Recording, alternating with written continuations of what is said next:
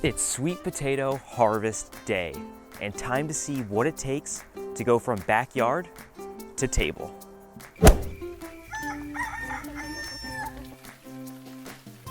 Hey, it's Phil from Earth Nails and Tails, gardening here on our backyard homestead in Virginia, Zone 7B. And today we're hopefully going to be harvesting a bounty of 3 different colors of sweet potatoes. As we harvest, we'll go over some key points that make us successful sweet potato growers and get into curing and storing in order to enjoy them at the dinner table. This year we planted 3 different varieties, orange, white, and purple, inside of 3 different raised beds in order to get the different flavors, textures, and colors for use in the kitchen. Sweet potatoes love those long, hot summer days and take at least 90 and typically upwards of 120 days to mature. I planted my sweet potatoes the first week of May, and today is October 31st. So it's been about 180 days since I've planted my sweet potatoes, and I think they're about ready. Before I start harvesting, I just want to appreciate the absolute expanse of these sweet potato greens. They've completely taken over this mulched area, have provided some excellent living ground cover, really smothered out those weeds, and have provided beauty with their flowers pretty much all through the season. But as fall wraps up and those colder and frosty days come along, these sweet potatoes don't even have a chance. So now is the perfect time to get these sweet potatoes out of the ground and enjoy them just in time for the holidays. So let's get harvesting. And the first thing that I want to do is identify the base of the plant and remove all of these greens. It's just going to make it so much easier to identify each of these individual mounds where we planted our sweet potato slips, which is just a cutting that was taken off of a sweet potato, rooted and planted in the ground, which is what's used to actually grow your sweet potatoes. As the season goes on, those roots dive deeper and deeper into the soil and grow those tubers that we all know and love. At the end of the day, our sweet potatoes are just big roots, and the better soil that you can provide them, the more success you're going to have. As I'm removing these greens, you can see that we have 3 individual mounds of the 3 slips that I planted. One here, one right here, and the other right here. So in this 30-inch by about 4-foot raised bed, I was able to plant 3 sweet potato plants, approximately about a foot apart. And with this spacing, you are going to harvest an absolute bounty. So let's pull these greens away and I'll show you what I'm talking about.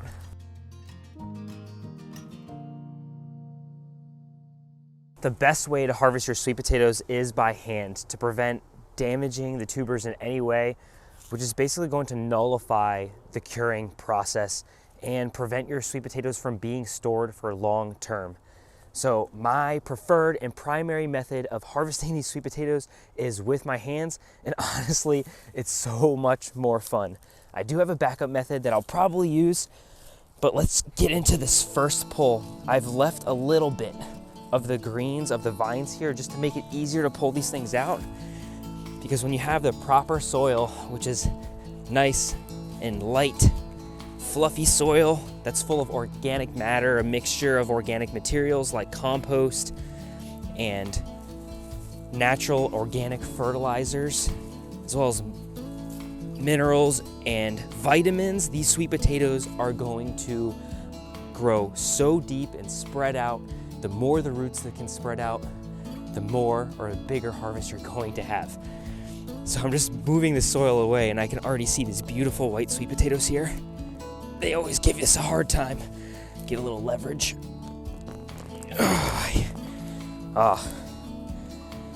Not the result I was hoping for, but there are a lot of roots still underneath this soil. These are still pretty colored sweet potatoes, that dark red surface. Let's see what else we can get under here, because that was really hard to pull. Man, I'm gonna have to dig around in here for a little while. Gonna have to break out the secondary method in order to harvest these ones because they're so deep. Let's go to the second mound and see if we can get a different result here. Let's pull these up. There we go. Nice. That's a pretty whopper of a sweet potato right there. Nice, good size. And we've got even more of them right here. Look at that. Look at that beautiful color. And you can see the white poking through that red. Gorgeous. The main reason why I love growing sweet potatoes is because they really are just so simple and easy to grow. They barely have any pest pressure. As long as you get a regular rain, they don't really require any additional watering. And once they're planted, they really are a set it and forget it crop. And it's almost encouraged to just let them sprawl out and take up the area from where they planted, because they also re-root themselves and grow even more tubers along the way. So how do I know my sweet potatoes are ready to harvest? And I always aim to get sweet potatoes about this size. And from my experience, that's about 140 days from when I planted my sweet potatoes and when the nighttime temperatures are in the 60s. This is because your sweet potatoes are a warm weather loving crop. And you probably remember me saying earlier on that my sweet potatoes have been in the ground for 180 days. That's because last season we had a abrupt end to our growing season similar to this year, where we got a frost 3 weeks early. So what I did was planted my sweet potatoes earlier this year, and I tracked those nighttime temperatures. And I really didn't see any significant growth until the nighttime temperatures were in the 60s. Sweet potatoes are not frost hardy, which basically means the time that you have to grow them is from after your last frost date and before your first frost date. So if you don't necessarily have a long growing season, understanding the requirements to grow sweet potatoes will help you have at least a better expectation of what you're going to be able to grow.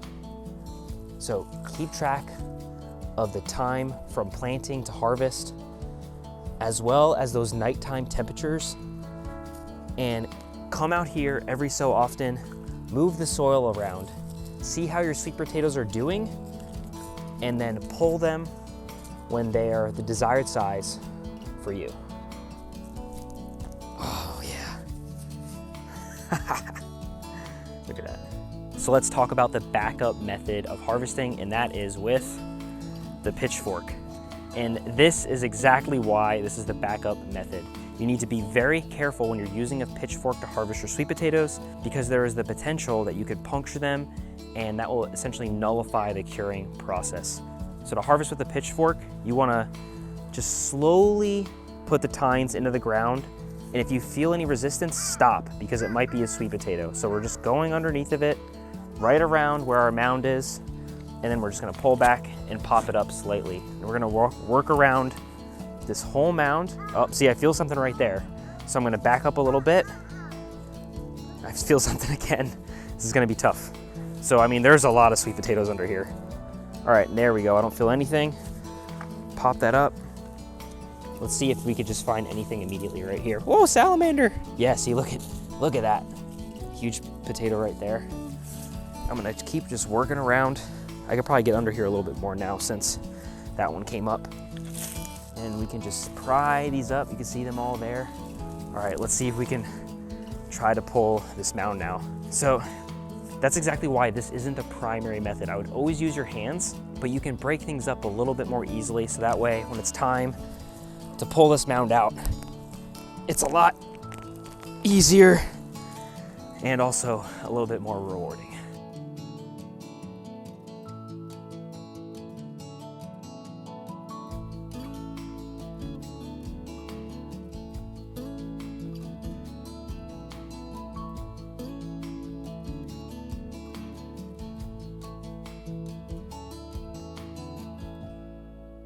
I can't believe how many sweet potatoes we grew this year. I've got this crate full, and I've got the rest of them already in the greenhouse, because the next part of the process is curing.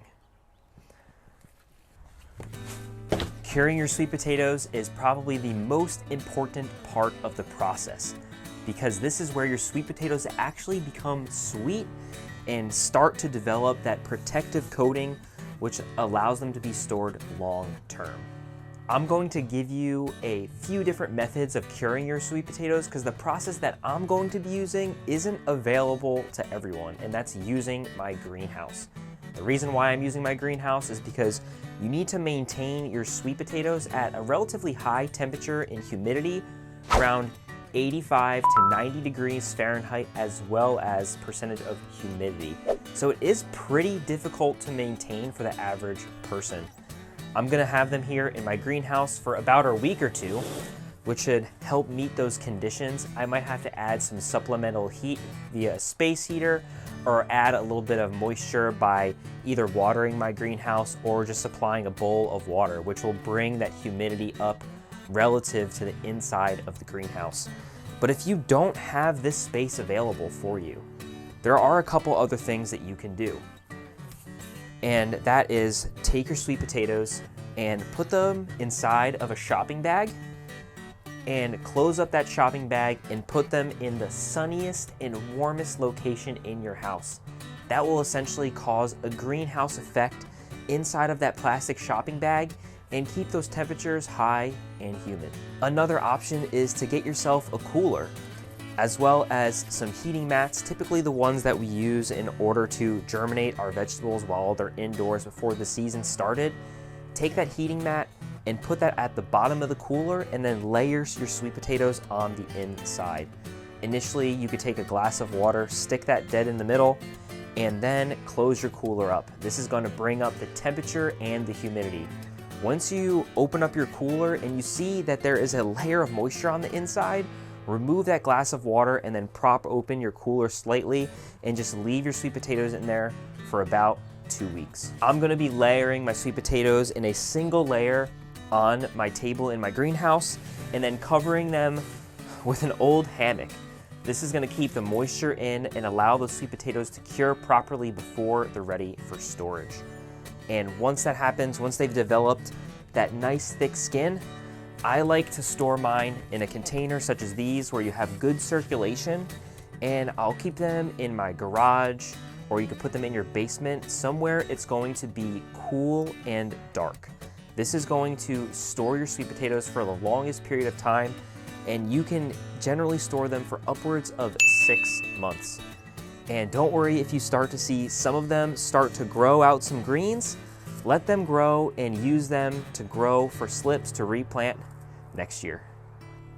I had a blast to bring you along on this multicolored sweet potato harvest, showing you what it takes to grow, harvest, cure, and store your sweet potatoes in order to get them from backyard to table. And I hope this inspired you to try to get out there and grow some sweet potatoes of your own, because they really are some of the easiest and simplest crops that you can grow in your own backyard. Again, my name is Phil from Earth Nails and Tails. Make sure you like this video, subscribe to our channel, and continue to watch to grow the gardener in you. Thanks for watching, and I'll see you next time.